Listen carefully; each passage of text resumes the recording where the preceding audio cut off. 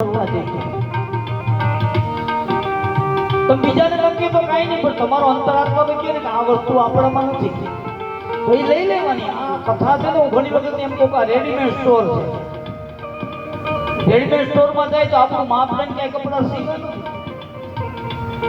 આપણે ત્યાં જઈ ચેન્જ રૂમમાં જાય પહેરી જોઈને આપણે એમ લાગે બરોબર એ આપણું. એમ આમાં જે વર્ણ આવે ને આપણે લાગુ પડતું હોય તો પહેરી લેવાનું, શરમ નહીં રાખવાની, નકર નવથી પછી કોઈ તમને કહેવાનું નથી. અને આમાંથી જો 5 જણા કે 10 જણા એના જો વિચારો સુધરી જાય ને તો અમે એમ માની કે અમને જિંદગી આખી દક્ષિણા મળી ગઈ. બાકી આની કિંમત હોય જ નહીં. અને હું એ વસ્તુને માનતો જ નથી. આની કિંમત તમે શું આપો? અમારું સાચું ફળ, સાચી દક્ષિણા તો એ છે કે અમારી 5 જણા 25 જણા એના જીવનમાં ક્યાંક ને ક્યાંક પરિવર્તન આવ્યું એટલે અમે સમજી જાય કે અમારી બેડો પાર થઈ ગઈ. બાકી તમે લાખો રૂપિયા દો તો કાલ સવારે ક્યાં વપરાવાના એ ખબર નથી. જેને તેને આ કથાનો સંપૂર્ણ લાભ લેવો.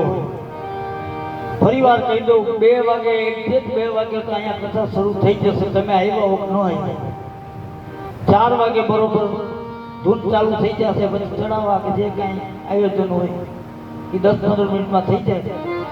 6 વાગે કથા વિરામ. જેને તેને સંપૂર્ણ લાભ લેવો હોય અને તમને ખાસ બહેનો થોડુંક ધર્મમાં વધારે અને બહેનો ઉપર ભાર મૂક્યો છે. આપણા સંતોએ કે સાહિત્યકાર હોય બધા બહેનો નથી કીધું. અને બહેનો જ વધારે ધર્મ તો કરે. શું કામ? જે નાની હોય ત્યાંથી વ્રત કેટલા મોરા કતરીએ જયા પાર્વતી આ તે બધા વ્રત બહેનો જ કરે, ભાઈઓને કાંઈ કરવું. પણ સંતોએ કીધું જો બેન સુપાત્ર ઘરમાં આવી જાય તો ભાઈ ગમે હોય ને તો એને પાટે ચડાવવાની તાકાત બહેનોમાં છે. ચડાવ્યા છે ને જેસલ જેવાને, જાલંધર જેવાને, મારવાડમાં માલદેવ જેવાને. જો સુપાત્ર સતી ઘરમાં આવી જાય ને એટલે બહેનો ઉપર ભાર મૂક્યો. અને આમે જુઓ દીકરાને કેવો બનાવવો, કેવા સંસ્કાર આપવા, એ બધું જવાબદારી બહેનોની છે. ભાઈઓની તો પછી જવાબદારી ભણાવવા ગણાવવામાં, ખર્ચા કરવા, ધંધે ચલાવવામાં, એ ભાઈઓની જવાબદારી. તો બાળકને કેવું બનાવવું, કેવા સંસ્કાર આપવા, એનો ના હાથમાં. હું તો મોકો આવ્યો છે એટલે ખાસ કહી દઉં કે તમારે દીકરાને કેવો બનાવવો છે. જો આપણે અહીંયા સંસ્કારો આવે ને, જીવ માત્રનો પહેલો ગુરુ હોય ને તો એની માં છે, જને. શું કામ? કે બાળક પેટમાં આવે ને ત્યારથી જ એના સંસ્કારો ચાલુ થઈ જાય. ગર્ભમાંથી જ બાળકને સંસ્કાર ચાલુ થાય. કેવી રીતે? માને ખબર પડે જેને તને મારા પેટમાં બાળક છે એને કેટલા નિયમો પાળવાના, જેવા તેવા શબ્દો, જેવી તેવી વાતો સંભળાય નહીં, જેવા તેવા દ્રશ્યો જોવાય નહીં, અને જેવો તેવો ખોરાક ખવાય નહીં. આપણું શાસ્ત્ર કે શું કામ? એ બધી અસર ગર્ભમાં રહેલું બાળક ઉપર થાય છે. અને તમે એ 9 મહિના તો ધ્યાન ન દો, કારણ કે ત્યાં તમારે તીખું તળેલું એ ખાવાનું નથી. કારણ કે બાળક કુમળું છે, ગર્ભમાં છે, અને એને બોલી શકતું નથી. વેદના તો એને થાય. તમે મોઢા ઉપર કંટ્રોલ ન કરો પછી મરજી પડ્યો તીખું તળેલું મંડો ખાવા, એ ઓલું બોલી શકતું નથી. પણ એને એટલી વેદના થાય, એનાથી સહન થાય એટલી કરે. પછી તો શું થાય? અતિશય વેદના બાળકને થાય તો કાં બાળક ગર્ભમાં મંદબુદ્ધિનું થઈ જાય, કાં વિકલાંગ થઈ જાય. અમુક મરી પણ જાય છે ગર્ભમાં. હવે એ 9 મહિને પછી ખોટ ખાપણ વાળું બાળક જન્મે, વિકલાંગ જન્મે. પછી એને જિંદગી આખી લઈ લઈને ત્યાં દવાખાને દોરા ધાકામાં ભટકવું, એના કરતા હું તો બહુ સહેલો રસ્તો છે 9 મહિના મોઢે તાળું મારવામાં વાંધો છું. ન ખવાય, ન ખાવાની ચીજ વસ્તુ ન ખવાય. એ બાળકનું તમારે ધ્યાન રાખવાનું. બીજું, ન જોવાના દ્રશ્યો જોવાય નહીં. તો ઘણી જગ્યાએ હું જોઉં ને તો બાળક પેટમાં ફિલ્મમાં બેઠી હોય, ફિલ્મનો વિરોધ નથી, પણ આ સમય તમારે ફિલ્મ જોવાનો નથી. ન સાંભળવાની વાતો સંભળાય, કારણ કે તમામે તમામ અસર ગર્ભ ઉપર થાય છે. અને હું તો ત્યાં સુધી કહું કે બેનો કંઈ ન કરે તો કંઈ નહીં, પણ બાળકને કેમ ઉછેર કરવો, કેમ સંસ્કાર આપવા, એના માટે ખાલી એક જ જીજાબાઈનું હાલેણું જો આચરણમાં મૂકી દે તો કાંઈ કરવાની જરૂર નથી. કાંઈ સગવડ હતી જીજાબાઈને, કાંઈ સગવડ કરી. મોગલોની ફોજ પાછળ ફરતી હતી, કઈ મારી નાખી નક્કી નહીં. છેલ્લે તો સાગરી તો બધા ખપી ગયા હતા. સતાજી ને જીજાબાઈ બે જ ઘોડા વેચ્યા, બે જ ઘોડે. તોય એને નમતું ન દીધું. ગમે એમ થાય, હિન્દુ સંસ્કૃતિને જવા નથી દેવી. જો ઈ નો જન્મો હોત તો આ જાહેરમાં કથા અને આ બધું કરી છે ને થાતું ન હોત, બાંગુ ફોકારાતી હોત. જાહેરમાં કહું છું, ઈ તો જીજાબાઈ આપણા ઉપર ઉપકાર કર્યો, સંસ્કાર. જંગલમાં ફરતા ફરતા અને વિચાર કરો, કાંઈ સગવડ નહીં, છતાંય રામાયણ, ગીતા, મહાભારત, ભાગવતના ગ્રંથો ભેગા ઘોડા ઉપર જ્યાં જ્યાં સમય મળે જંગલમાં બેસી નામ જીજાબાઈ કીધું છે, હાલેનામાં કીધું છે. એ પ્રસંગ તમને કહી દઉં. હું તો એ સ્થળે જીવો છું, મહારાષ્ટ્ર શિવનેરની કોતરુમાં. બે જ માણા, જીજાબાઈ અને સતાજી, બે જ જણા રાત્રે હોતા હોય. કાગા નીંદર કહેવાય, કઈ મસાલું આવે, મસાલું દેખાય, કઈ મોગલની ફોજ આવે, મારી નાખી નક્કી નહીં. કાગા નીંદર, ઘોડા બાજુમાં જ હોય. એક વખત શરદ પૂનમની, આમ પૂનમની રાત, સોળે કળાએ ચંદ્ર ખીલેલો, અને પૂનમની રાત્રે શિવનેરીના પહાડ ઉપર બે જણા કાગા નીંદરમાં આરામ કરે છે. અને એ વખતે દૂરથી ઘોડાની પડઘી સંભળાણી અને મસાલું દેખાણી. અને સતાજીએ કીધું, જીજા ફોજ આવતી લાગે. બાજુમાં જ ઘોડા હતા, તરફ મારી ચડી ગયા બે. અને કોતરું ઉપર ઘોડા માર માર મીડા ભાગવા. પાછળ ફોજે જોયું, આ જાય, હમણાં પકડી લઈ, પણ હાથમાં નથી આવતા. ને એમાં ઘોડા દોડાવતા દોડાવતા પહાડ ઉપરથી રસ્તો પૂરો થયો. 40 ફૂટની ખીણ આવી. સતાજીનો ઘોડો ખમચાણો. પાછળથી જીજાબાઈ પડકારો કર્યો, કેમ ઘોડો ખમચાણો? જવા દો તો, પણ આગળ ખીણ છે. અને ત્યાં સતીએ જેવો જવાબ આપ્યો, વિચાર કરો કે તમે તમારી હિંમત આરોમાં ઘોડાને એડી મારો. કદાચ નો ઠેકી શકી તો કાંઈ નહીં, ખીણમાં પડી મળી જઈશું. બાકી આ મોગલના હાથમાં તો આવું. અને આટલો પડકારો ત્યાં પત્નીનો થયો ને, એક જ કાપલી મારી સતાજીએ. ઘોડો દોડાવ્યો, 40 ફૂટની ખીણ ઠેકીને ઓલી બાજુ. આ તાકાત પાછળ જીજાબાઈ ઘોડો ઠેકાયો, 40 ફૂટની ખીણ ઠેકાડી. નીકળી ગયા, ફોજ અટકી ગઈ, હાથમાં ન આવ્યા. પણ થોડે દૂર ગયા, મેં અહીંયા જઈને જાણ્યું ને, તેથી એ રાતમાં એને 40 ફૂટની ખીણ ઠેકાઈ ગઈ. એટલો જ નહીં, એને 80 ગાઉનો પંથ કાપ્યો છે. 80 ગાઉ. અને પછી થોડે દૂર ગયા અને એમ કીધું, જીજાબાઈએ કીધું, સાંભળ્યું કેમ? બસ ઘોડા ઉભા રાખી ગયો તો સમય થઈ ગયો. વિચાર કરો, નથી બીજી કોઈ સ્ત્રી, નથી કોઈ હૈયાદુ એવું. અને ઈ જાણે ઘોડા ઉપરથી ઉતરી ઝાડના ઝાખરા પાછળ વયા ગયા. અને એકલા એટલે ખાલી ચંદ્રનું અંજવાળું, રાતનો સમય. અને ઈ વખતે જે દીકરાને જીજાબાઈ એકલા એટલે જન્મ આપ્યો ને, એ સિવાય. એટલે જ આપણા રાષ્ટ્રીય કવિ જગતચંદ મેઘાણી લખવું પડ્યું, કયા ભમાયું ગેલ ચાંદલો ને જીજાબાઈ ને આવ્યા બાળ રે જીજાબાઈ ને.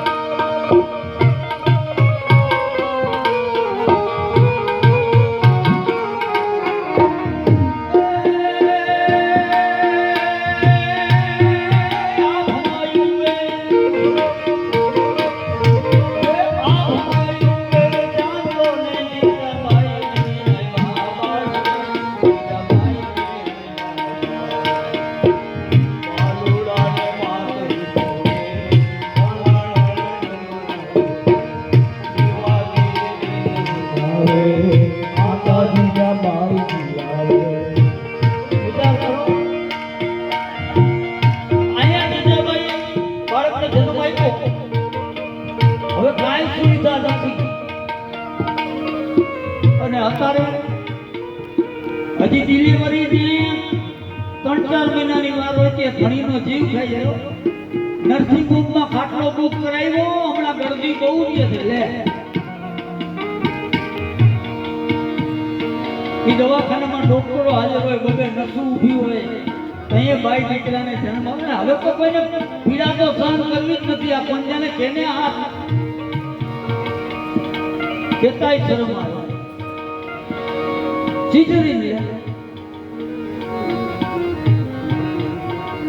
આ શેનું કારણ છે ખબર? સિઝરિન આવી તમે કામ મૂકી દીધા એનું.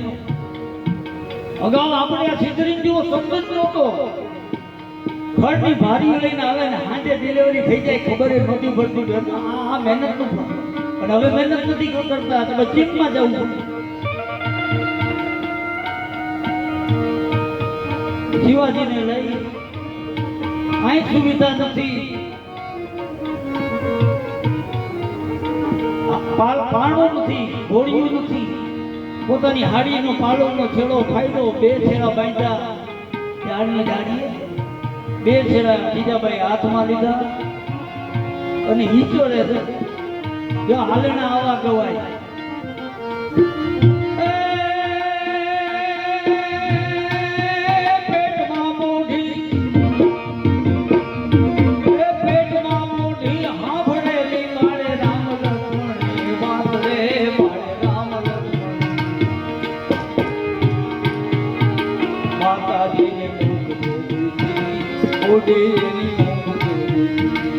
માતાજીને મુખ કરી દીધી, ઉડીને ઊંઘ કરી દીધી. જીજાબાઈ કહે છે, શિવા તું પેટમાં આવ્યો મને ખબર પડી ગઈ. તેથી મેં એલફેર વાતો નથી સાંભળી, રામ લક્ષ્મણની વાતો. આવા ગ્રંથો વાંચ્યા. શું કામ વાંચ્યા ખબર? કે આજ ભારત ઉપર સનાતન ધર્મ ને હિન્દુ સંસ્કૃતિ ખતરામાં છે. તારા એકના ઉપર મેં મદાર બાંધ્યો. વરી કેળીને આમ ગાલ ઉપર બચ્યું ભરે ચૂંટણી લ્યો.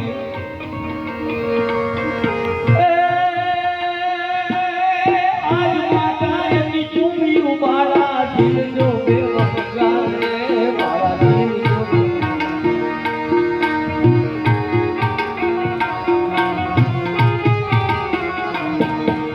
કાલે તારા મોઢના માથે ધોવાધાર તો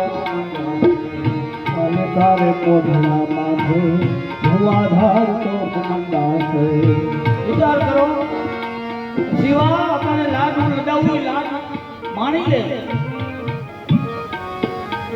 કોઈ રમકડાઈ નથી. હાટીકા વીણી જીજાબાઈ મલોખા હાટીકા વીણી શિવાના હાથમાંથી એક આ તારો ઘૂઘરો, આ તારી પોપટ લાકડી રમી લે.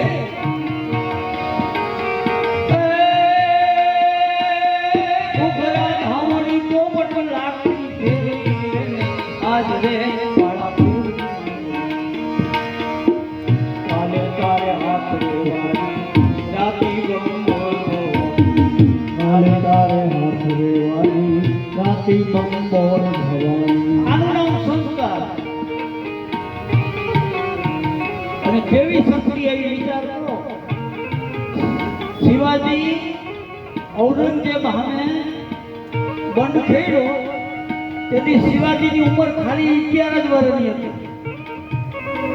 11 વર્ષની ઉંમરે બંધ ખેડ્યો નહીં, ઔરંગઝેબની ઊંઘ હરામ કરી નાખી. હાથમાં નથી આવતા અને અંતે જ્યાં 17 વર્ષની ઉંમર થઈ ત્યાં તો માં ભવાનીએ કીધું કે હવે તું ચિંતા કરમાં, કોઈ સાગરીતો નહોતા. ભવાનીના મંદિરમાં જઈને શિવાજી બેહી કે શું કરું?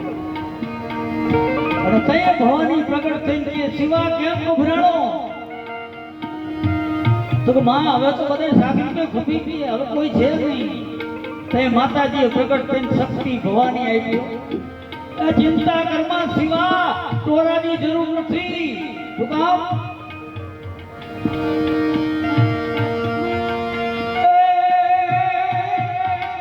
કે કુકડ બચ્ચા કરોડ કોણી કરોડે બિચારા પણ સિંહણ સિંહણ વસ્તુ દેને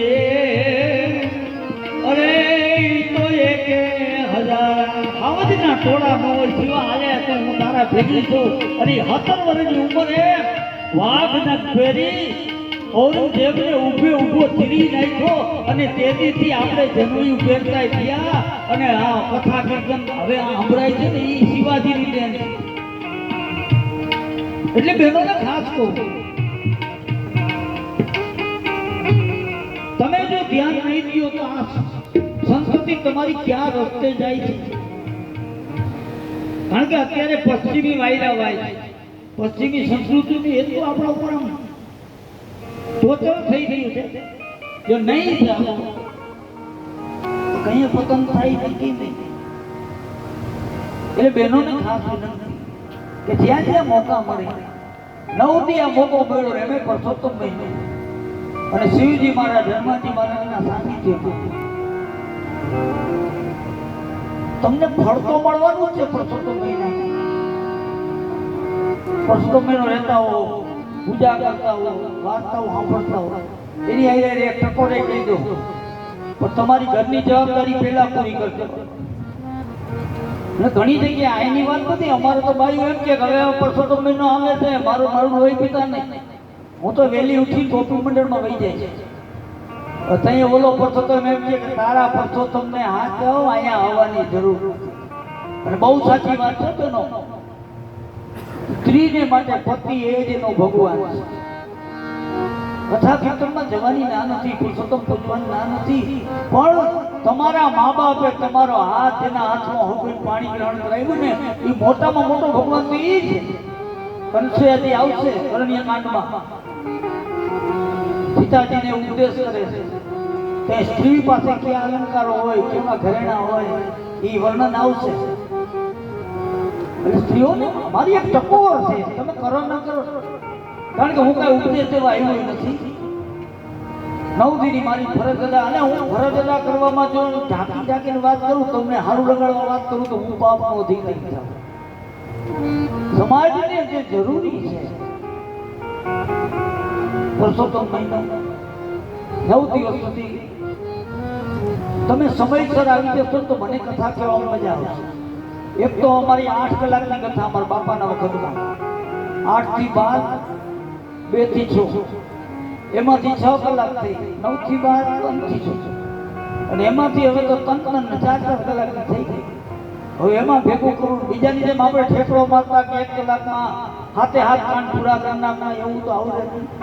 તો આના અમે દોષિત થાય, વ્યાસપીઠના દોષિત થાય. કથાનો સાર તો લેવો જ પડે. તો આજ આપણે અહીંયા 9 દીની કથાની શરૂઆત કરી છે. પહેલી વાત તો એ છે કે કોઈ પણ ગ્રંથ હોય, ભાગવત હોય, શિવપુરાણ હોય, રામકથા હોય, એ કથા સાંભળવાથી ફાયદો શું, એનામાં કેટલું એનું મહત્વ કેટલું છે એ જાણવું જોઈએ. તો કામ એ નહીં તો કાંઈ મહત્વ ન હોય ને કાંઈ ફાયદો ન થતો હોય તો આ દુનિયામાં કોઈ અને માને નહીં.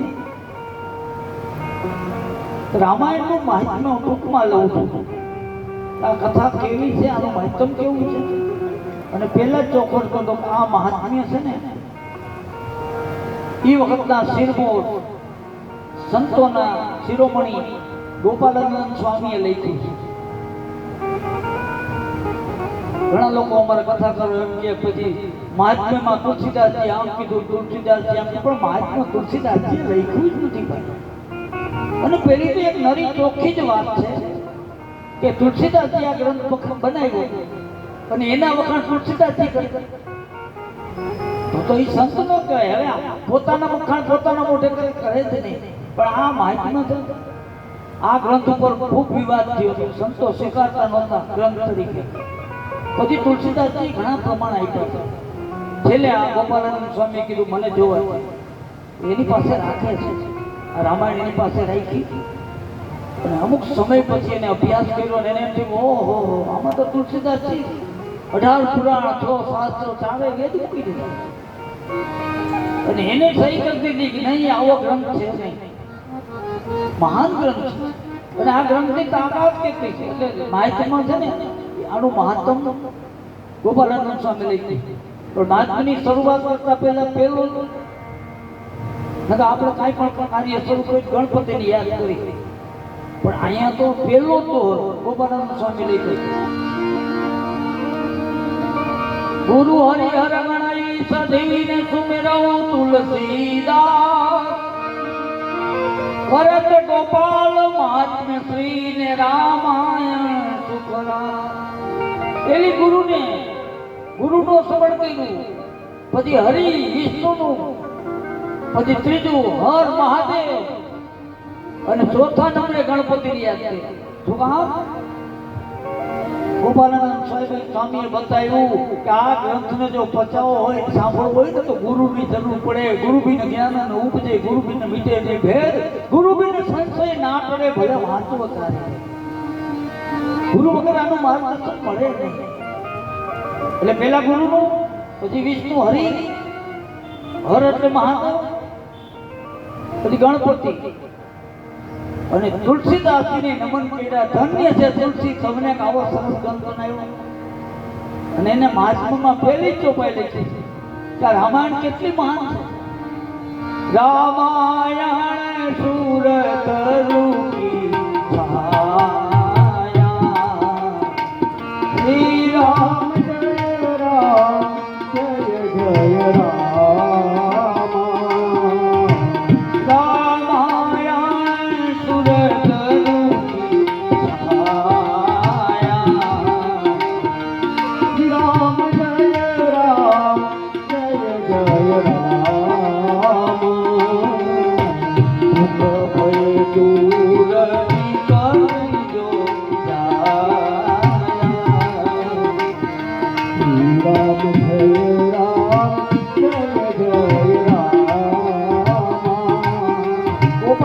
સ્વામીએ કીધું કે રામાયણમાં એટલી તાકાત છે.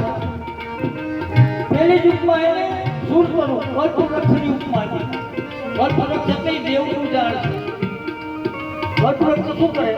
તમે એની છાયામાં જાઓ, એનું સાનિધ્ય લઈ લ્યો, એની નજીક લઈ જાઓ, એની છાયામાં, પછી મનમાં જે ઈચ્છા કરો એ બધું આપવાનું એનો કલ્પવૃક્ષ. એમાં રામાયણ છે ને કલ્પવૃક્ષ છે, પણ જો એની છાયામાં એટલે એની સન્મુખ આવી જાઓ અને મનમાં જે કાંઈ ઈચ્છા કરો એ આપવા વાળી આ રામાયણ. પણ એની સન્મુખ આવી જાઓ, અહીંયા બેસી જાઓ તો. બાકી ઘણી જગ્યાએ હું જોઉં છું, હવે તો સારું છે. દાખલા તરીકે અહીંયા આપણે કથા બેઠી, અહીંયા ઘણા માણસો બેઠો ને, આની સિઝનમાં તો કેટલાય ઓટે બેઠા હોય, કોઈ આમ પાછળમાં બેઠા હોય, વાતું ચીકું નહીં. પછી આ કથા બે એટલે એ લોકો પછી એની બેઠક ફેરવી નાખે, કાયમ બેસતા હોય. પછી એ બીજે બીજે ઓળખો બેસતા, પછી કોઈને પૂછે એટલે તમે તો મહાદેવજીના મંદિર આગળ બેસતા, હમણાં કેમ આમના બેસતો હતો? હવે અહીંયા આ બધા ભેગા થઈને ફજેતો માંડ્યો છે, ક્યાં બેહવા જેવું છે? હવે એને ભાગમાં હોય ને એને આ ફજેતો લાગે, કારણ કે ભાગમાં નથી. ભાગમાં હોય ગામના પાદરમાં ગંગાજી આવી જતી હોય, પણ અમુકના ભાગમાં હોય ન નાય.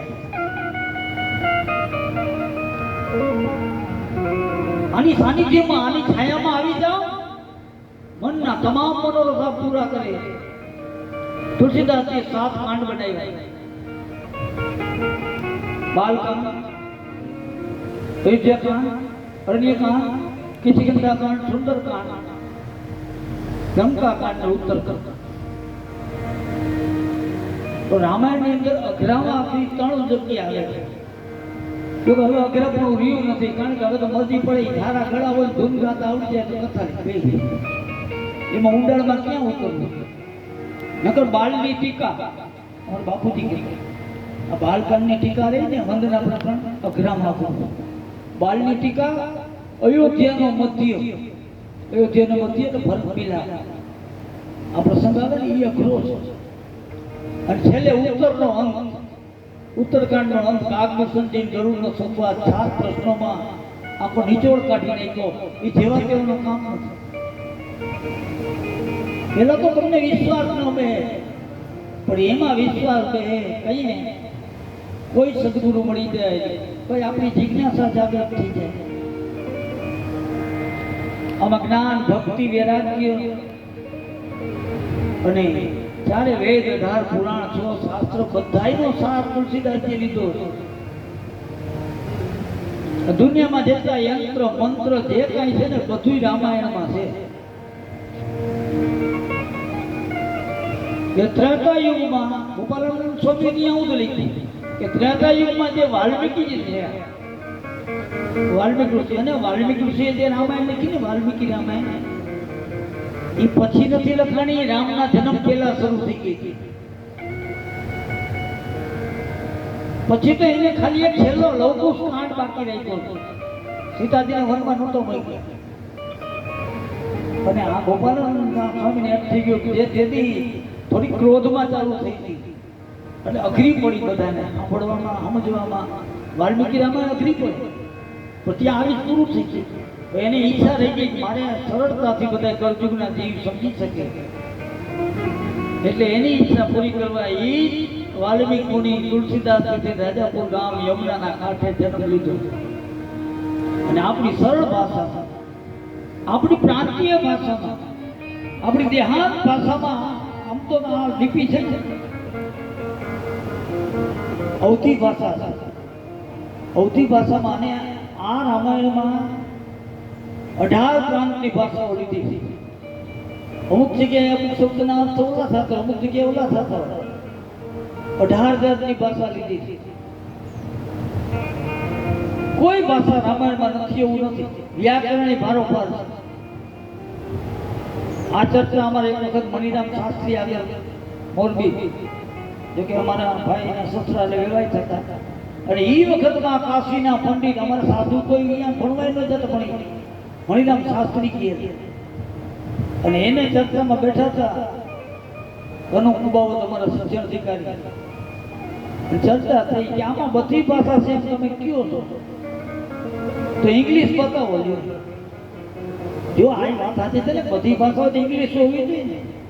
અને મણિરામ શાસ્ત્રી એક જ જાતે ઇંગ્લિશ બતાવી દીધું. કબૂલ કરવું પડ્યું. ઇંગ્લિશ શબ્દ મૂક્યા છે કઈ જો કે અરણ્યકાંડ પૂરો થાય કે સિકંદરકાંડ શરૂ થાય. શાસ્ત્રીજીએ કીધું પહેલી ચોપાઈ વાંચો. ભગવાન ત્યાંથી આગળ આવ્યા પંપા સરોવરથી ઋષિમુખ પર્વત તરફ જાય છે. પહેલી ચોપાઈ આવે છે. તમે પોતે એમ થઈ જાય ના વાત સાચી છે. આગે ચલે બહુરી રામ જય રામ જય જય રામ આગે ચલે બહુરી રામ જય રામ જય જય રામ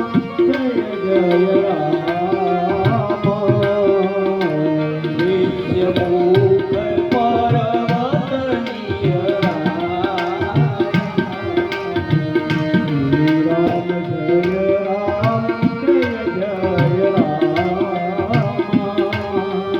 ભગવાન આગળ આવ્યા.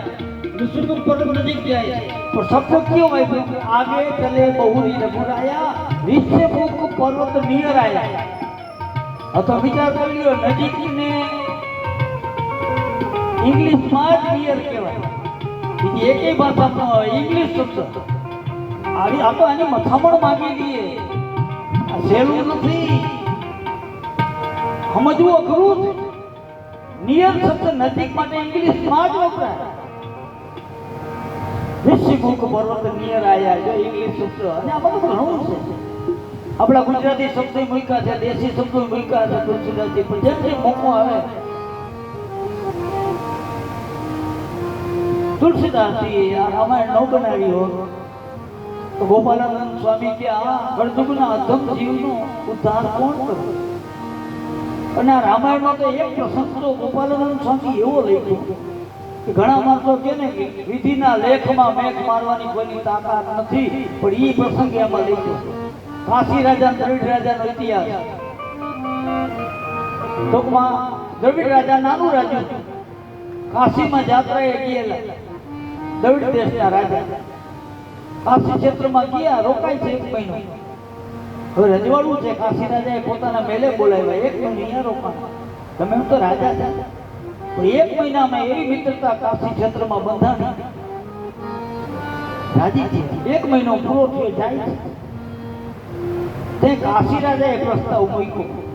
કાશી રાજા કે બીજું બધું ઠીક, હવે આપણે બે મિત્ર તો બની જ ગયા છે, અને બન્યું એવું એ વખતે બેયની પત્ની સગર્ભા, કાશી રાજાની પત્ની સગર્ભા, દ્રવિડ રાજાની પત્ની સગર્ભા.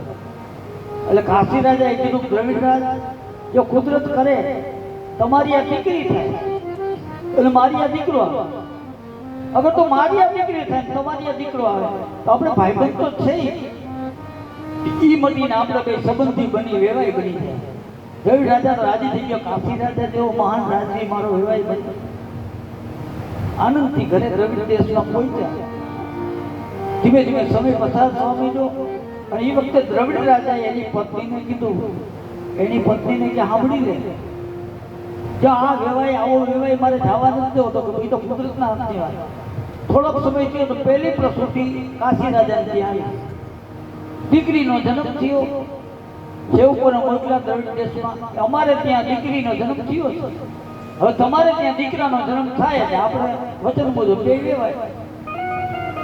સમાચાર મળ્યા. દ્રવિડ રાજા મહેલમાં જઈ એની પત્નીને કહેવા માંડ્યા. દ્રવિડ રાજાની પત્નીને કીધું, જો હું આ દીકરીનો જન્મ થયો, હવે આપણી આ દીકરો જ થવો જોઈએ. એની પત્ની કે મારા હાથની વાત છે. નહીં, એમાં વધારે બોલી ગયા. દ્રવિડ રાજા કે નહીં, જો દીકરી આવી, દીકરો નહીં આવે તો હું મરી જાય. એની પત્ની સ્થિર થઈ ગઈ, આ હાથની વાત નથી. બોલી ગયા. એમાં બહેનને એવું કુદરતને કરવું, સમય પરિપક્વ થયો અને દ્રવિડ રાજાને ત્યાં દીકરીનો જન્મ થયો. દાસીઓએ કીધું, મહારાણી દીકરીનો જન્મ થયો, તરત જ કે કોઈ જાહેર કરતા નહીં. કેમ? એને યાદ આવ્યું મારા પતિએ મરી જવાનું કીધું, એનું એવા પણ ન જાય એટલે દાસીઓને ભેટ સોગાતો આપી અને કીધું કે કઈ ગયો દીકરો આવ્યો. ખોટી જાહેરાત કરે એ વધામણી મળી, રાજી થઈ ગયો દ્રવિડ રાજા. હવે કાશી રાજા જેવો મારો વેવાય મળ્યો, હું અહીં સમાચાર મોકલા, આનંદ મનાયો. પછી આ દીકરી હતી એને દીકરા રૂપે કપડા દીકરાને પહેરાવ્યા. દ્રવિડ રાજા કે સભામાં મોકલો, કે મોકલવું પડે. તો દાસીને એવું ચડાવી રાખ્યા કે એને તેડવા જાય તો ઠીકીઓ બીજો ભરભર જોવા માટે લઈને આવતું રહ્યો. ક્યાં સુધી ગુપ્ત રાખ્યું? 16 વર્ષની ઉંમર થઈ ગઈ, ત્યાં સુધી ગુપ્ત. દીકરી છે દીકરો જાહેર કર્યો. પછી તો સમય પરિપક્વ થયો અને ત્યાંથી કાશી રાજાએ કેવું રહ્યું કે હવે સમય થઈ ગયો, હું લગ્ન પત્રિકા મોકલું છું, તમે ધ્યાન જોડી તમારા દીકરાને પરણાવ આવો. અને પછી ધ્યાન જોડીને હું અહીં પહોંચી ગયા. તોય કોઈને ખબર નથી, પણ કુદરતી ખોટું છે ને, જાજો સમય નથી. ત્યાં ગયા, પછી ઉતાર આપી દીધા, બધું થયું, અને પછી ગમે રીતે વાત ફૂટી ગઈ. કાશી રાજાના સમાચાર મળ્યા કે દ્રવિડ રાજા જે પરિણામ આવ્યો ને, દીકરો નથી દીકરી છે. હે, મારી દીકરી આવીને દીકરીને પરિણામ આવ્યો. નિશાન લંકા વાગ્યા અને કે જ્યાં નાખીને મારી નાખો. આવો તો કો લડાઈના રણસિંગા વાગ્યા. દ્રવિડ રાજા ઉતારે હતા, એને કીધું આ શું છે?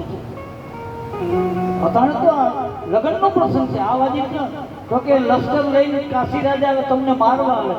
હવે એ તો ભયભીત થઈ ગયો, ભાઈ કોઈ આવ્યો. હવે એ જાણવું નથી, ચોખવટ કરવાનો મોકો નથી. ભાગવા માંડ્યો. રાજા કહે જાઉં ક્યાં? જો અગાઉના જમાનામાં પ્રજાને મુશ્કેલી પડે, રૈયતને કાંઈ તકલીફ પડે તો રાજાના સને થતી, રાજા એનું રક્ષણ કરે. હવે રાજાને તકલીફ પડે તો એ ક્યાં જાય? રાજાને જ્યારે મુસીબત પડતી ને, એ મહારાજ પાસે જાય. મહારાજ એટલે આપણા સંતો, આપણા ઋષિ મુનિઓ.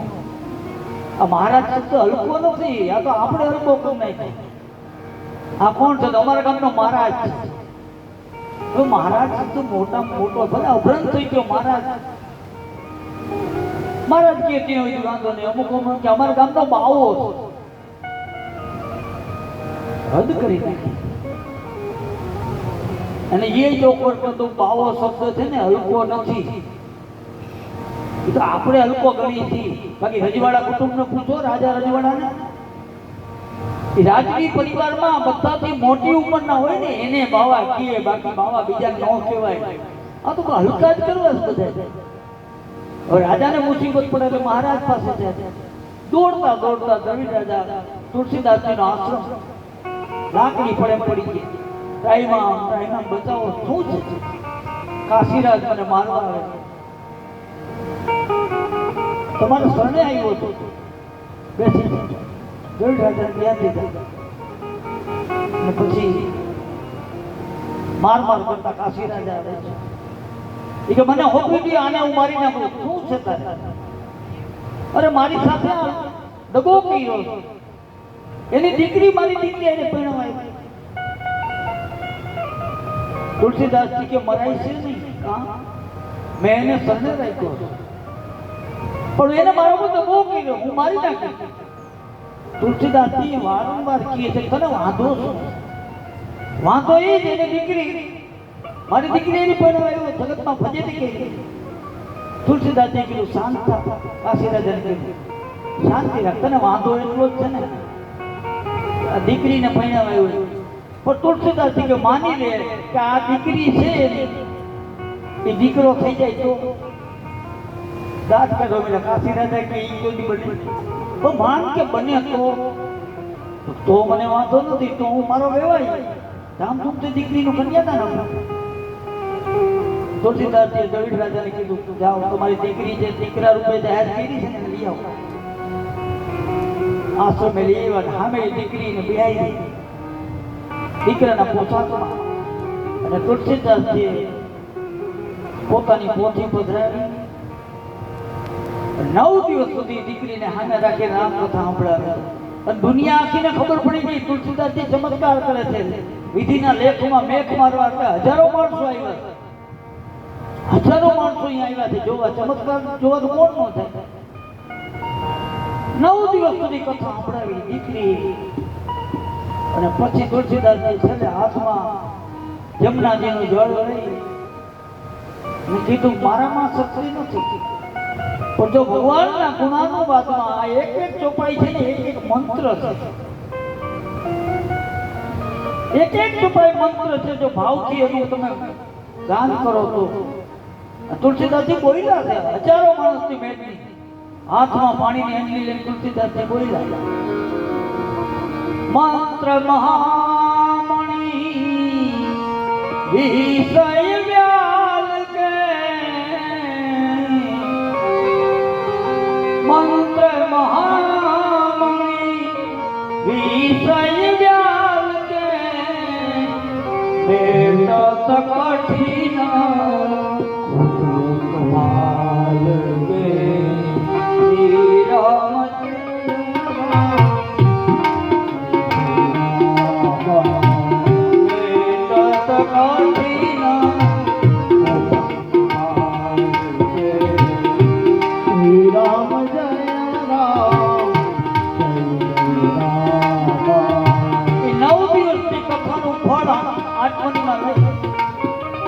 તુલસીદાસજીએ કીધું મારામાં તાકાત નથી. રામાયણની એક ચોપાઈ મંત્ર હોય અને ભગવાનના ગુણાનુવાદમાં કોઈ તાકાત હોય તો આ દીકરી થઈ દીકરો થઈ જાય. અંજલિ થાય ગઈ, દીકરી હતી દીકરો બની ગઈ. જય જયકાર થયો, દેવોએ પુષ્પચક્ર દીકરી જાય હો. આ ભગવાનના ગુણાનુવાદી તાકાત. આવી આટલું ફળ આપતો વાળી આ રામકથા ખાલી એના સાનિધ્યમાં વહી જાઓ તોય તમારી નજીક દુઃખ ન આવી શકે. પણ તમે ભાવથી સાંભળો તો.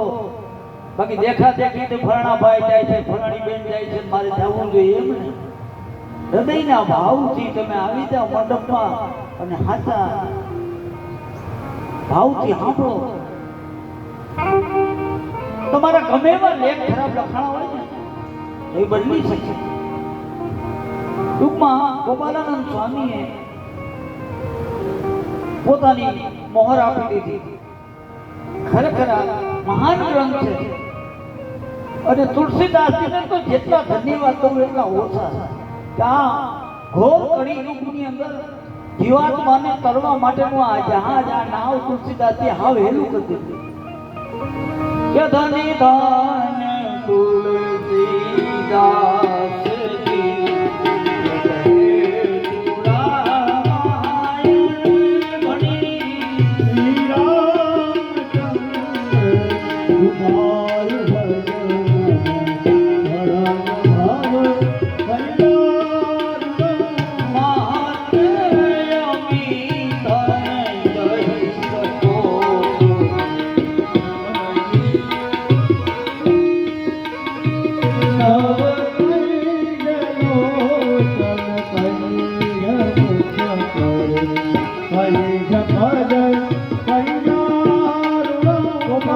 ગોપાલાનંદ સ્વામીએ મહાત્મા લખી લખ્યું તુલસીદાસજીને લાખો વાર ધન્યવાદ.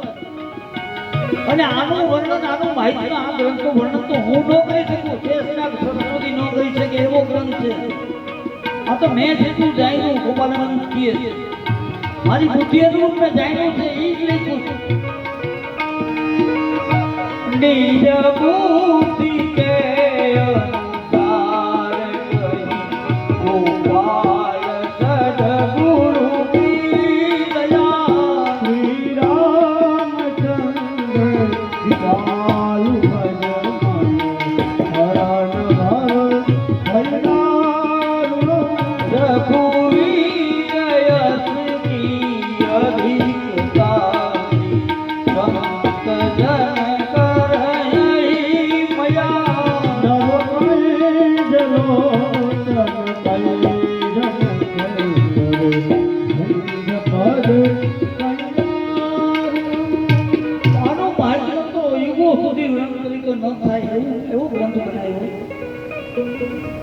મહાત્મા લખી અને તુલસીદાસજીને આ ગ્રંથ સ્વીકૃત છે અને જગતમાં પ્રચાર છે. અને આ તુલસીદાસજી જોકે એનું જીવન ચરિત્ર જુઓ તમને અંતરતા થાય. તુલસીદાસજી એની પત્નીમાં એટલા લોલુપ હતા, એની પત્નીમાં એટલા લોલુપ હતા, ઘડી વારે આટો દેવાય ન મોકલે કે નહીં, પરાણે આટો દેવા લઈ ગયા એના માવતરે કે થોડાક બી પૂછતા તો મોકલો. તુલસીદાસજી રેવાતું નથી છે એટલા કામી બતાવ્યા છે એની યુવાનીમાં. રાત્રે નીંદર નથી આવતી. તુલસીદાસજી એમ છે પત્ની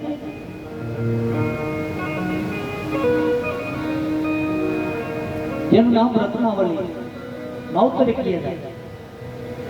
રાતના સમયે એક ઘોર વરસાદ ચાલુ અને એવા કામમાં વૃદ્ધ બહેનાને પહોંચી જાઓ. નદી આવી જાય જમનાજી. તુલસીદાસજીનું ગામ છે ને યમુનાને કાંઠે છે. રાજાપુર પોતાને ઘણી જાત્રામાં થાય જોવે છે.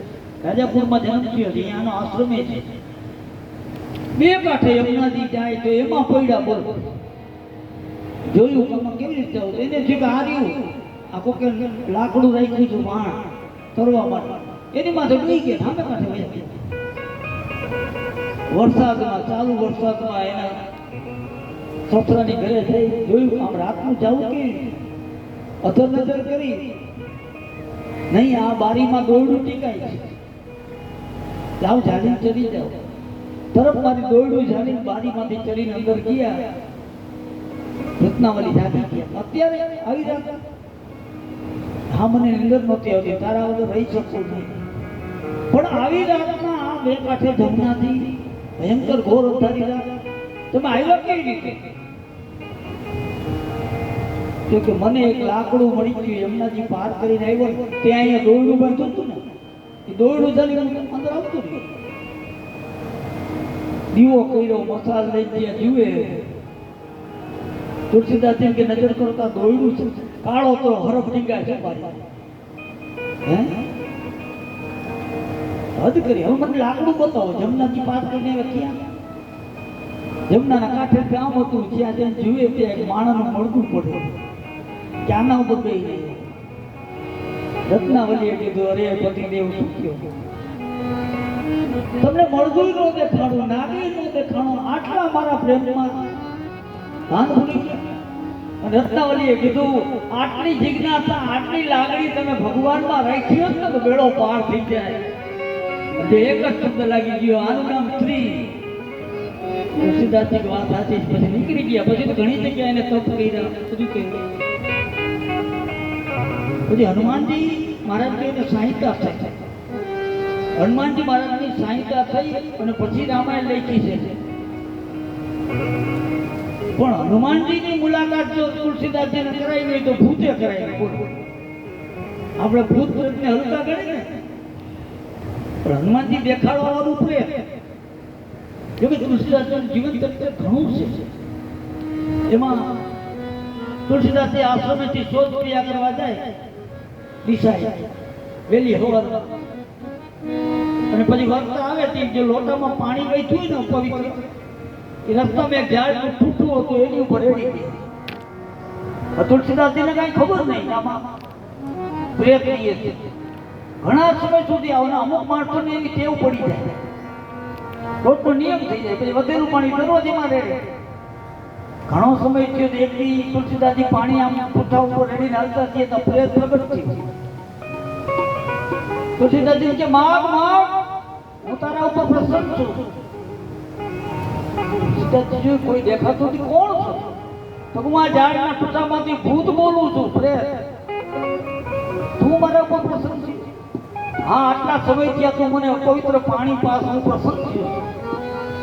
તુલસીદાસજી હું તને નહોતો પાતો, આ તો મારી ટેવ હતી, વધેલું પાણી રેડતો જે હોય પણ માગ. તુલસીદાસજી કે તારી પાસે શું માગ? નહીં, હું પ્રસન્ન થયું છું. પ્રેત કે માગ. તુલસીદાસજી કે તો મારે ભગવાનના દર્શન કરવા. ઓલું પ્રેત કહેવા માંડ્યું, જો ભગવાનના દર્શન થાય હોય તો હું પ્રેત યોની આવું તો મારે બીજી કાંઈ જરૂર નથી. પણ પ્રેતે જો ભૂતે કીધું કે મેં માગવાનું કીધું તો રસ્તો બતાવો. શું ભગવાનને પાસે તો અમે ન જઈ શકી. તુલસીદાસજીને કીધું તમને હનુમાનજી બતાવો. હે? હા. ક્યાં છે? તો તમે રામકથા કરો ને. જો હનુમાનજી વચ્ચે બંધાણા હતા, કોઈ પણ કથાકાર હોય, રામાયણ થતી હોય, રામના ગુણાનું ગવાતા હોય એટલે હનુમાનજી આવે છે ને આવે છે. પણ તમે ઓળખી ના દો તો જુદી બાબત. હનુમાનજી હોય જ, ક્યાં રૂપમાં આવે, કેવી રીતે આવે, કાંઈ નથી. મારી કથામાં આવે, હા, બધા સાંભળવા બેસી જાય ને છેલ્લે સાંભળી આવે. એક વૃદ્ધ માણસ લાકડીના ટેકે આવે છે, અહીંયા બે છે, બધાના પર ચપ્પલ પડ્યા હોય ને, બૂટ ચપ્પલ એમ. હા, યો પ્રેત. તો કે તને કેમ ખબર પડી? તુલસીદાસજી કે હનુમાનજી અહીંયા આવે તો કે અમારે આખી દુનિયામાં બધાય દેવમાં હનુમાનજીનું ધ્યાન રાખવું પડે, કારણ કે એમને મારી નાખેલી, કેમ ના જાય આવે એમ જ. પ્રેતે કીધું ને આજ તુલસીદાસજીએ કથા ચાલુ કરી, પણ આજ કથામાં ધ્યાન નથી, જોવે છે કોણ આવે છે. ત્યાં શરૂઆત થઈ, ત્યાં આવાહન થયું.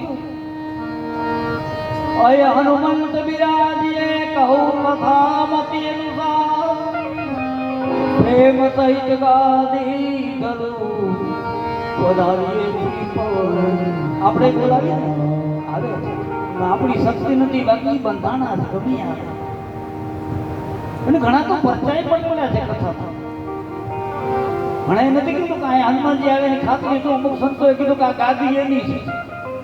કથા ચાલુ થયા પછી આ ગાદી ઉપાડી તો હાથ ગાદી દઈ ગઈ નહીં, ખબર પડી ગઈ કે આની માથે હનુમાન બાપુ બેઠો. શ્રદ્ધાનો વિષય છે. જોયું ત્યાં વ્રત એને કીધું એ પ્રમાણે છેલ્લે બૂટ ચપ્પલ હતા અહીંયા બેસી.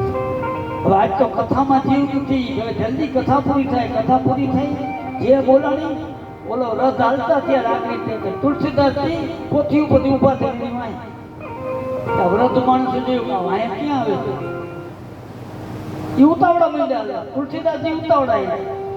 પછી તો એ ગઈઢા માણસ હતા જુવાન બની ગયા, મહિના હરી કાઢવા. તુલસીદાસજી હરી કાઢી અને હરી કાઢી કઈ પગ પકડી ગયા. પણ આ મને બગડી દે, મને તું પાડી છે, મને કેમ પકડો છો? તુલસીદાસજી કે હવે નહીં, આટલા દિવસથી અંધારામાં હતો, તમે હનુમાનજી છો. હનુમાનજી કે તને કીધું કે ને? મને ભૂતે બતાવ્યું. હનુમાનજી મૂળ રૂપમાં પ્રગટ થઈ દર્શન લીધા. તુલસી બાગ તો કે મારે રામના દર્શન કરવા. તઈ તુલસીદાસજીને કીધું હનુમાનજી કે અહીંયા દર્શન નહીં થાય, તમે ચિત્રકૂટમાં જાઓ, ત્યાં નિવાસ કરો, ત્યાં એની પૂજા કરો, સેવા કરો. ચિત્રકૂટમાં તમને દર્શન થશે, પણ ધ્યાન રાખજો શું કે ભગવાન સીધે સીધા કઈ શંખ ચક્ર ગદા પદ્મ ધારણ કરી ન આવે, એની મેરે ગમે એ રૂપમાં આવે, કોઈ પણ રૂપમાં આવે, ઓળખી લઈ તો એ તો ઓળખી કેવું ને કાંઈ વાંધો. ઘણો સમય ચિત્રકૂટમાં રહીએ, મંદાકીના કાંઠે સવારમાં બધા સંતો ચંદ્ર ગસતા હોય. તમે એક દિવસનો સમય સવારમાં બે નાના નાના બાળકો આવ્યા, તુલસીદાસજી ઊંધું ખાલી આમ ચંદ્ર ગસે છે. બે બાળકો આવી કે બાબાજી થોડા ચંદન દीजिए, तिलक लगाना. तुलसीदास ठीक है, पाछा ऊंचું ઉપાડી નથી જોતા, ચંદન ઘસાઈ ગયો, આમ લપેડો લઈને બે આમ અધરાત કર્યો લ્યો. એ બે બાળકો તિલક લઈને રહ્યા ગયા. હનુમાનજી ક્યાં ઊંચું ઉપાડી જોતો નથી, નાને દર્શન કરવા. તોય હનુમાનજી થી રહેવાનું ને સામે ઝાડવા ઉપર બેઠા બેઠા બોલ્યા કે ચિત્રકૂટ કે ઘાટ પર ભઈ સંતન કી ભીડ, તુલસીદાસ ચંદન ઘસે ને તિલક માગે રઘુવીર. ગયા કે હનુમાનજી કૂદકો મારી ગયા, કઈરા દર્શન છે ને, આ ચંદન કોણ લઈ ગયું? મેં તો ઊંચું પડતો, એ જ વાત. જો ભાગ્યમાં ન હોય ત્યાં સુધી જે સમયે જે સંજોગોમાં જ્યારે મળવાનું ત્યારે જ મળે, ભાગ્યના પહેલા અને પ્રારબ્ધ વગર કોઈ કોઈને મળતું નથી. હું ઘણી વખત કહું, જેના ભાગ્યમાં નથી ભગવાન કદાચ ખુદ આપવા આવે ને તોય તમે ભોગવી ન આવો.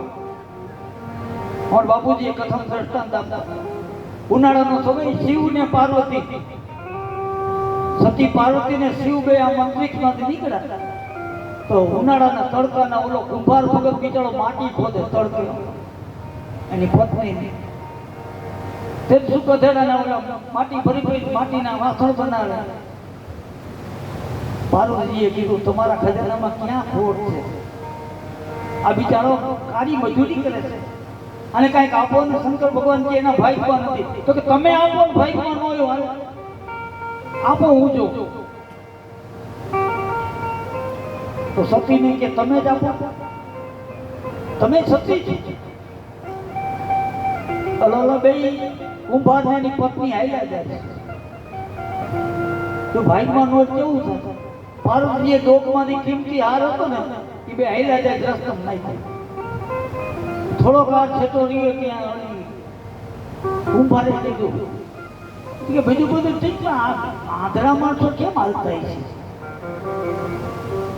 એ તો કેમ હાલ આપણે બે આંખ બંધ કરીને હાલી જોઈએ, કેવી તકલીફ પડે.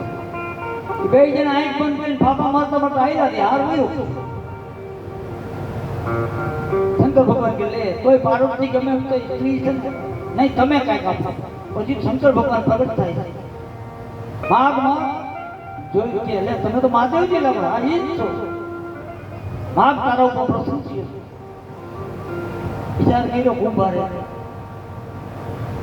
કે મને તમે વરદાન આપો, પણ અમારા ઘરમાં અમે 3 જણા છે. કોણ? તો અમે 2 માણસ, એક મારો છોકરો. ત્રણેયને એક વરદાન શંકર ભગવાન કે દીધું. તથા તો જાઓ, કાલ સવારમાં સ્નાન કરી મારા નામનું સ્મરણ કરજો, જે માગો એ મળશે. રાતે ઘરે આવીને વાત કરી એની પત્નીને, દીકરાને. શંકર ભગવાન પ્રસન્ન થયા. એની પત્ની કે તો માગી લેવાય, તો માગ્યું, ત્રણેય હાથું માગ્યું છે. સવારમાં નાઈ શિવનું સ્મરણ કરી જે માગશો એ મળશે. હવે શંકરના વરદાન મળ્યા, નીંદર આવે, ત્રણેય નીંદર નથી આવતી.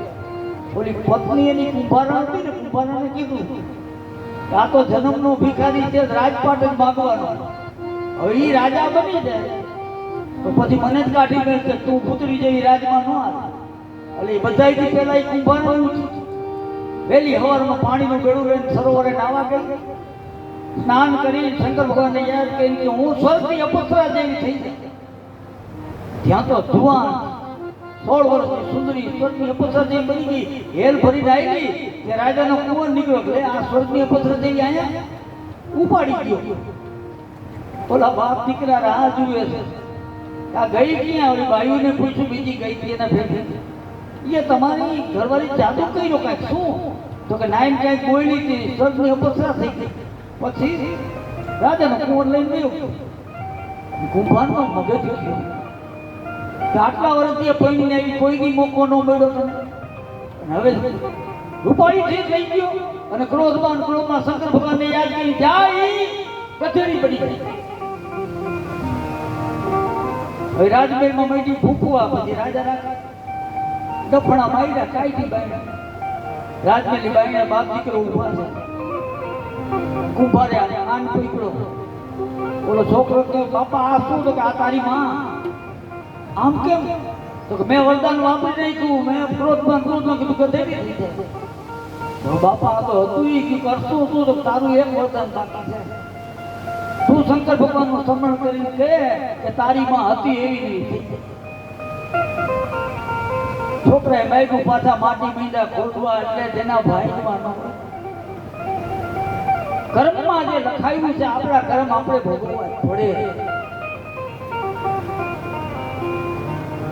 કર્મે લખો કીર્તા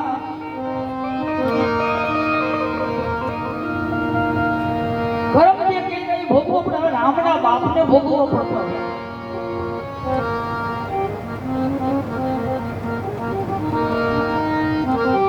આ તુલસીદાસજી મહારાજ પછી રડવા માંડ્યા. હવે કઈ દર્શન થાય? હવે અહીંયા નહીં થાય. હવે તમે આશ્રમે પાછા જાઓ. આશ્રમે ગયા હવે દર્શન, હવે ભૂલું, હવે દર્શન કરી લઈએ. એક દી સંજોગ બન્યો, તુલસીદાસજી આશ્રમની બહાર બેઠા છે. એક શિકારી પણ ધનુષ પર બાણ ચડાવી નીકળ્યા અને આગળ એક મૃગલું જાય છે. ચીસું પાડતું જાય, શિકારી પાછળ. તુલસીદાસજી જોયું એટલે આ હમણાં આનો શિકાર કરશે ને આપણાથી આ જોવાય નહીં. તુલસીદાસની આંખો બંધ કરી ગયા. શિકાર અને શિકારી બે છે. હનુમાનજી આવી કે દર્શન કર્યા તો છે ને ધનુષ પાડે કોણ ગયું? અરે આવી રીતે દર્શન તો કાંઈ એમ હેલું છે. એમ ભગવાનના દર્શન ન થાય, ભક્તિ કરવી પડે, કેટલી કસોટીઓ કરે અહીંયા થાય. એમ ભગવાન તો અહીંયા ઉધી ગઈ. આપણે તો ખાલી 2-5 જગ્યા અને પરસોત્તમ મહિના 2-3 દી આવે પછી વિમાનની રાહ જોઈએ. એમ ન મળે. સંતોના તમે દ્રષ્ટાંત એના ચરિત્રો જુઓ. ભગવાને ચોખ્ખું જ કીધું કે ભોય સુવાળું ભૂખે મારું અને તનની ઉતારું છાર. ખાવા દાણા નો રેવા દઉં, નિયમ પાડતા હોય ને. ધરતી પર હું રહી દઉં, શરીરની છાલ ઉતારી દે. પણ એમ છતાંય જો ન ડગે મેરું તો ડગે પણ જે પાનબા એ ભલે ને ભાંગી પડે હે બ્રહ્મા. પછી જોઈ ભલે નહીં રત્નો મૂકે તો નિયમ કરો. તુલસીદાસજી કે મારા ભક્તમાં દર્શન જ નથી. અને પછી તુલસીદાસજીની આંખમાંથી આવડાની ધાર છૂટી અને કીધું ભગવાન આવી મારી જો છોટી. તુલસીદાસજીએ ત્યાં વિનય પત્રિકા ની રચના કરી છે. અને એમાં પછી તો રામ લક્ષ્મણ જાનકી આખી રામ પંચાયતના દર્શન થયા. અને પછી એને હનુમાનજીની સહાયતાથી રામકથા લખી. રામનવમીનો ઉત્સવ અયોધ્યામાં ઉજવાતો હતો. ઉત્સવ પૂરો થયો અને ત્યાં સરયુના કાંઠે બેઠા બેઠા તુલસીદાસજીને પ્રેરણા થઈ. આખો બાલકાની લખી નાખ્યો. પછી તો જુદી જુદી જગ્યાએ જ્યાં સમય મળે ત્યાં રામાયણ લખે છે. અને પછી અહીંથી પેલો કાંડ બાલકાંડની શરૂઆત થઈ. 7 શ્લોકમાં વંદના કરી છે. 7 શ્લોકમાં વંદનાને ઘણા અર્થ થયા કે 7 શ્લોક શું કામ? ઘણા સંતો આના ઉપર અર્થઘટન કર્યા હતા કે ભગવાનના 24 અવતાર, એમાં 10 અવતાર, 10માં 7મો અવતાર રામનો છે. એટલે ઘણા એમ કે 7 કાંડ બનાવ્યા છે. એક કાંડનું પ્રતિનિધિત્વ એક શ્લોક કરે. જે હોય તે ટૂંકમાં 7 શ્લોકમાં વંદના કરી અને છેલ્લે એને નિચોડ આપ્યો કે આ ગ્રંથની રચના મેં દુનિયામાં મારી વાહવા થાય, મારા વખાણ થાય એના માટે નહીં. અને આ મેં કઈ નથી કીધું. તો જ્યાં ત્યાંથી સારું લાગ્યું, ક્યાંય પુરાણમાંથી સારું લાગ્યું, ક્યાંય વેદમાંથી લાગ્યું, ક્યાંય ગ્રંથમાંથી, ક્યાંક ઉપનિષદમાંથી, આ બધાયમાંથી થોડું થોડું લઈને મેં બનાવ્યું. ગાયની નિખાલસ અને ભગવાનની દયાથી આ ગ્રંથ મેં બનાવ્યો. અને હવે બાલકાંડની શરૂઆત પહેલા જ ગુરુની વંદના આવે છે. વંદો ગુરુ પદ પદ શ્રી રામ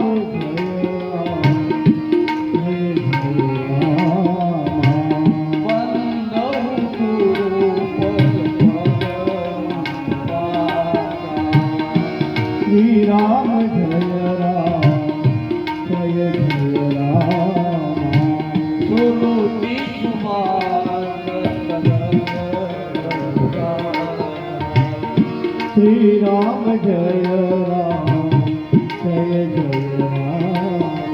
તુલસીદાસજીએ ગુરુના ચરણમાં વંદના કરી. ગુરુના ચરણ નહીં, એના ચરણ નીચેની જે રજ છે, ધૂળ છે, એને પણ વંદના કરી. શું કામ? કે ગુરુ તો મહાન છે, પણ એના ચરણની રજ છે ને, ઔષધિનું કામ કરે. આ ભૌત સંસારના રોગમાંથી મુક્ત કરવાની એક આ ચૂર્ણ છે, ગુરુની રજ. અમીરા પુરી મય ચૂરણ ચારું શ્રી રામ જય રામ જય જય રામ.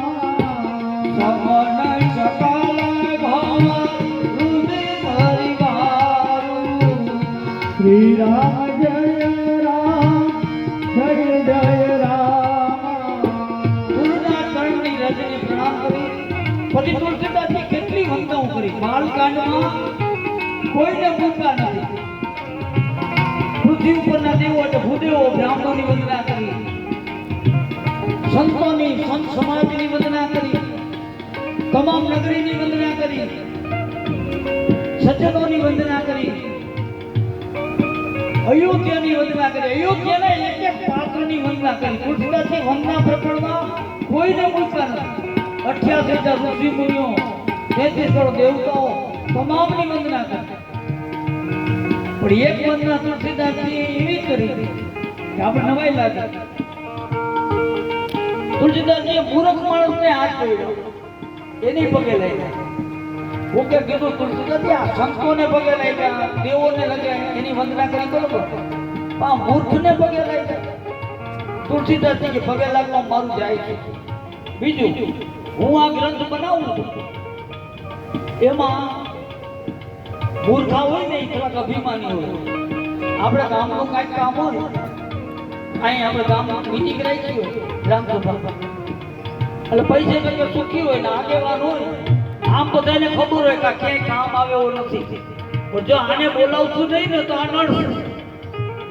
ડાયરે માણસો સુખી ફરણાભાઈ ને બોલાવતું, બસ એને ખાલી આગળ રાખો એટલે ઈ રાજી. બીજું કહે એટલે તુલસીદાસ કે હું આમ ગ્રંથ બનાવું છું, એમાં ઈ નડે નહીં. મોટા બેડ્યું એટલે કાંઈ એટલે પગે લાગ્યા. ભલો માણસ તો એ તો ભલાઈ છોડતો જ નથી. એમાં નાલાયક હોય ને એ એનો સ્વભાવ ન છોડે. જળ ચેતન ગુણ દોષ બધાની વંદના કરી. 84 લાખ યોનિની વંદના કરી. અને જીવાત્માનું કલ્યાણ કરવા વાળી, બહુ સંસારના દુઃખને હરણ કરવા વાળી તુલસીદાસજીની આ કથા હવે આગળ વધે છે. હવે મૂળ સંવાદ રામાયણના 3, એમાં પહેલો સંવાદ યાજ્ઞવલ્ક અને ભારદ્વાજ ઋષિ. હવે ભારદ્વાજ મુનિ તીર્થરાજ પ્રયાગમાં આજ પણ આપણે જાય તો એનો આશ્રમ છે. ભારદ્વાજ મુનિ તીર્થરાજ પ્રયાગમાં આશ્રમ બાંધી દીએ છે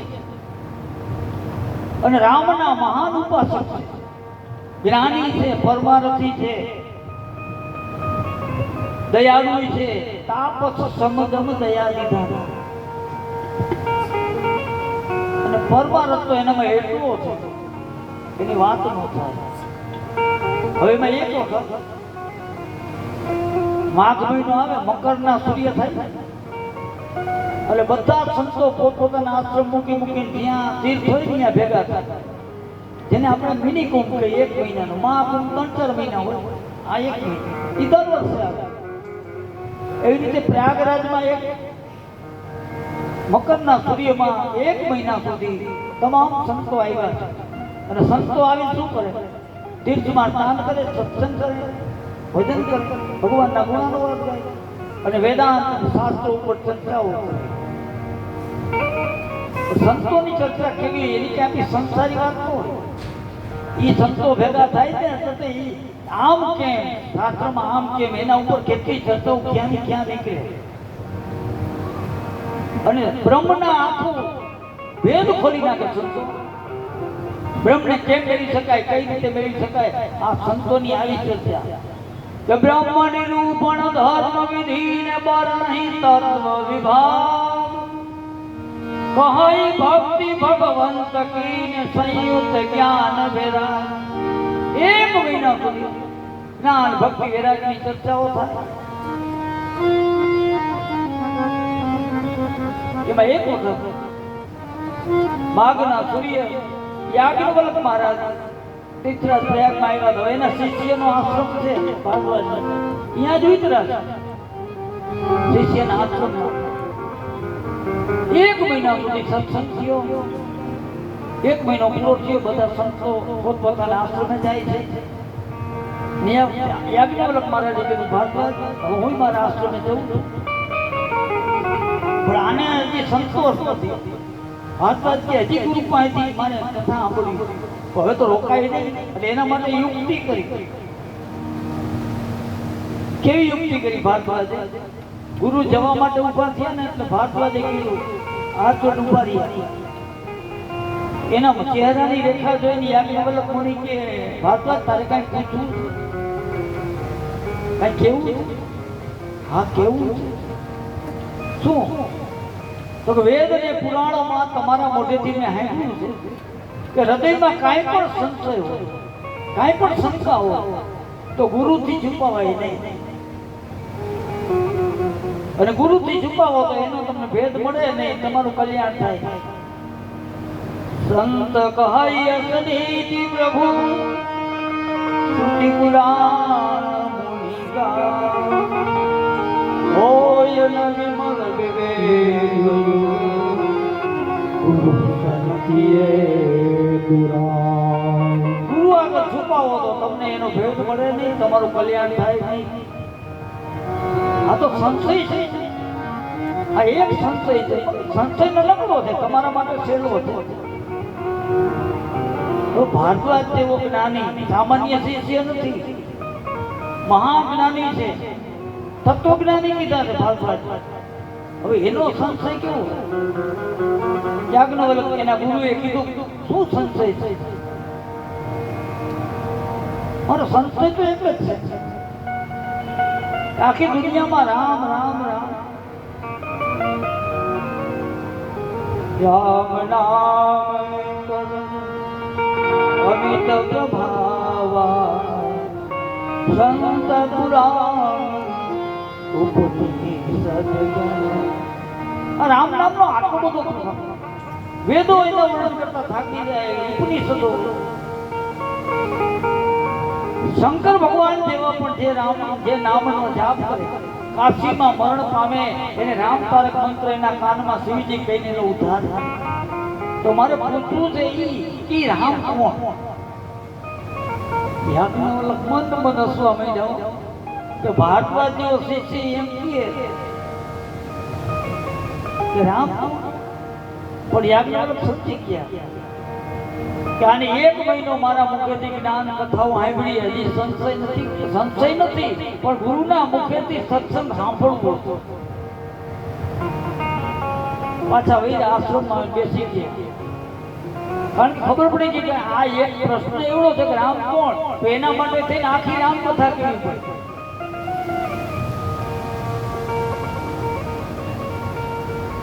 મંદ હૈસા ને ભારદ્વાજ સમજી ગયા, મારી યુક્તિ ગુરુ જાણી ગયા.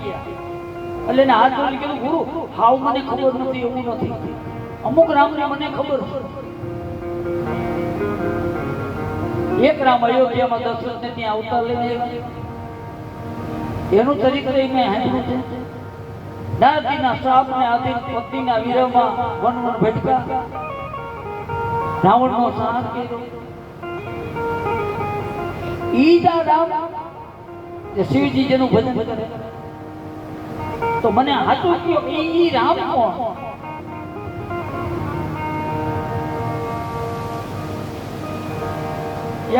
મનમાં દસતા હતા કે બે તે પ્રશ્ન કર્યો એટલે અહીંયાથી સંવાદ ચાલુ થાય. ભારદ્વાજે પ્રશ્ન કર્યો, યાજ્ઞવલ્ક્યની એના સવાલમાં રામકથા કરી અને શરૂઆત ક્યાંથી કરી કે ભારદ્વાજ તારા જેવો સંશય માં સતીને થયો. સતીને? હા. હવે અહીંથી શિવ ચરિત્ર શરૂ થાય. એક વખત કૈલાસના શિખર ઉપરથી શિવ અને પાર્વતી બે જણા પૃથ્વી ઉપર આવે. એક વાર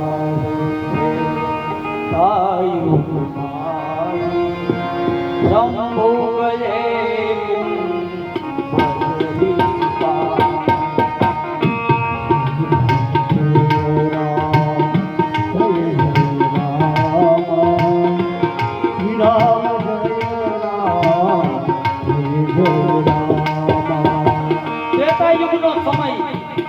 શંકર ભગવાન કૈલાસના શિખર ઉપરથી પૃથ્વી ઉપર આવે છે. શું કામ? ભગવાનના ગુણાનુવાદ સંતોના મોઢેથી સાંભળવામાં. પણ એકલા નથી, લખ્યું શું? સંગસતી જનની ભવાની પૂજે શ્રી અખિલેશ વિદાની.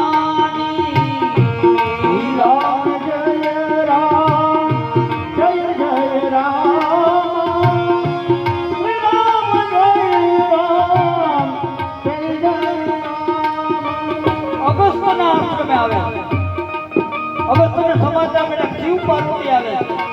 એટલે અગસ્ત્ય આશ્રમની બહાર આવ્યો, પધારો પધારો, આજ મારો કૃપા કરી હાથ ધોઈ નાખ્યા. હવે આમાં પાર્વતીજીને શ્રદ્ધા કીધા, શિવ વિશ્વાસ. એટલે શ્રદ્ધા છે ને એ ક્યારેક ડગી જાય, શિવ તો અટલ છે. પાર્વતીજી જે શંકા શું છે? શિવજી કહેતા હતા કે આપણે કથા સાંભળવા જાવી. તો હવે આ જેની પાસે કથા સાંભળવા આવ્યા છે અમારી આજ્ઞા કરો, બીજું અમને પગે લાગે. હવે આ કથા શું કહેવાનો? જો આ કથા જેની પાસે સાંભળવી છે, જેની પાસે જ્ઞાન લેવું છે, એના પ્રત્યે જરા કંઈ તમને મનમાં ચોગ થયો, તમારા હૃદયમાં જ્ઞાન ન ઉતરે. ઘણા કહેવાય ઓલા કથાકાર બોલા, કથાકારની છોડો, એ તમને કહે છે શું શબ્દ ને પકડો. તમે ખાલી જ્ઞાન જોઈ શું કામ ગભરાઈ જાવ છો? અંદર તલવાર કેવી છે એ કેટલું કામ આપે એ જ્ઞાન. હવે આ ત્યાં અને તો એને શિવ પાર્વતી જગત જનોની જગદંબિકા એને બેની આરતી ઉતારી. અને અત્યારે તો પાછો કળયુગમાં તો આડંબરનો યુગ. પેલા જ વાત આવે કથાકાર એટલે કઈ દાઢી છે, જટા છે, કાળી કામળી છે, આ કેવું આખું વિચિત્ર કરી નાખ્યું. અને મેં તો અનુભવ્યું. રાયત્રી હનુમાનજી નાયકા માસ્ટર વચ્ચે મારી 3 કથા થઈ. પેલી કથામાં હું ગયો તેથી મારા ભેગા તબલામાં ખીજડીયાવાળા શૈલેષ બ્રાહ્મણીઓ કામે કરે, પાછળ ગાય રસોઈ બનાવે, તપલું વગાડે. હવે મારી બાજુ હોય તો 5-7 પૂરો રૂપાળો હરતો રેતેકનો કપાળ ને એવો કાગળ પંડિત થયો. અમે જે પાછળમાં પહોંચ્યા ને હામી લઈને બધા આવે એ જબ્બો ધોતી પહેરેલો ટોલા બધા મને હું પડતો નહીં શૈલેષ હાર ફેરાવી દીધો. શૈલેષ મને કે મારે હામું છે કાંઈ વાંધો તું ભામણ છે ખાઈ લો. હવે પોથીએ પહોંચ્યા શૈલેષ બેઠો તબલું મેળે કે હું વ્યાસપીઠે બેઠો. ઓલા બધા કે લે એટલે કે કથા વાળો તો આ છે કેમ આડંબર જોઈને અંજાઈ ગયા. કાંઈ વાંધો નહીં એ ભામણ એટલે આમાં કાંઈ નથી નહીં. અને દુનિયાના ભરોસે કોઈથી જીવતાય નહીં. દુનિયા તો સારું લાગે તમને હાથીની અંબાડીએ બિહારે અને એ દુનિયા તમને ફેંકી. એટલે તો સંતોએ ચોખ્ખું કીધું કે દુનિયાદારીના બોયડા ઉપર જોતા નહીં.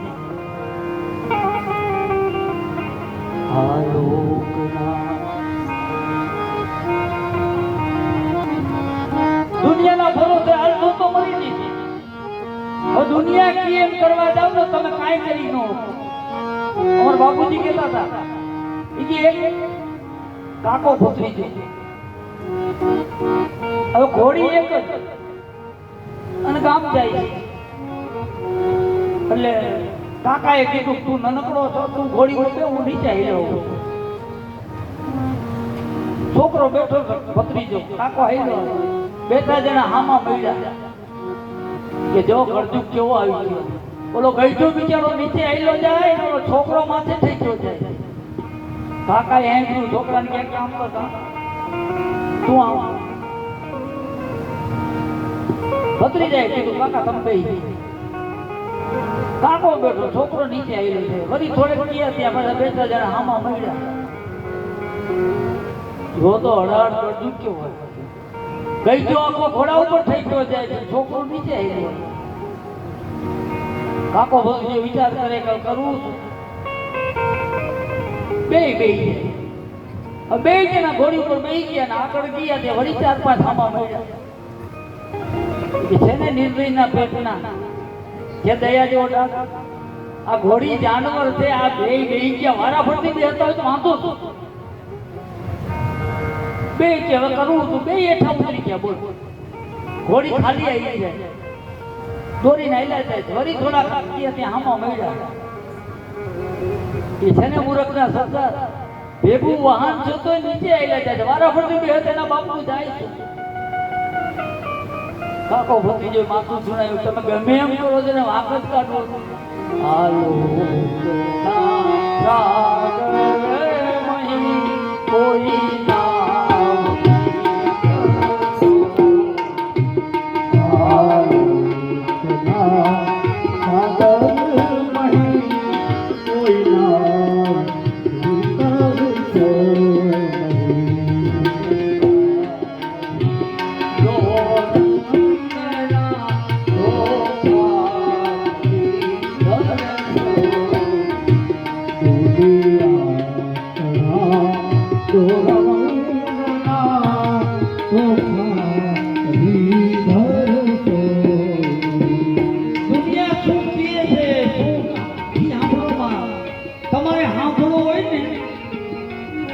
તો આ કથાના આધારે એક જ વસ્તુ કહું કે તમારા અંતરાત્માનો અવાજ સાંભળો. બાકી દુનિયાને મૂકો તડકે. અંતરાત્મા કોઈ દી તમને ખોટો માર્ગ નહીં બતાવે. પણ આપણે થાય છે શું આપણે મનના ઘોડા ઉપર બેસી જાય છે. મન તો મરજી પડે એ લઈ જાય. અંતરાત્મા કોઈ દી ખોટો અવાજ નહીં કરે. તમે ગમે ખોટે માર્ગે જાઓ ગમે ખોટું કરો તો અંદરથી ઓલો ધક્કો મારે ખોટું કરે કે પણ આપણું મન એને અવાજ થઈ ગયો. શિવ પાર્વતી બે ઋષિના આશ્રમમાં અને પછી શિવ ચરિત્રની કથા આપણે 4 વાગે છે. આવતીકાલે આ સમયે 4 વાગે રામજન્મની કથા આવશે. એનો જે ચડાવો કરવાનો છે આપણે આવી જાઓ. 10-15 મિનિટમાં ચડાવો થઈ જાય. ચા પાણી પીવા હોય ખાવા હોય જે હોય પાઈ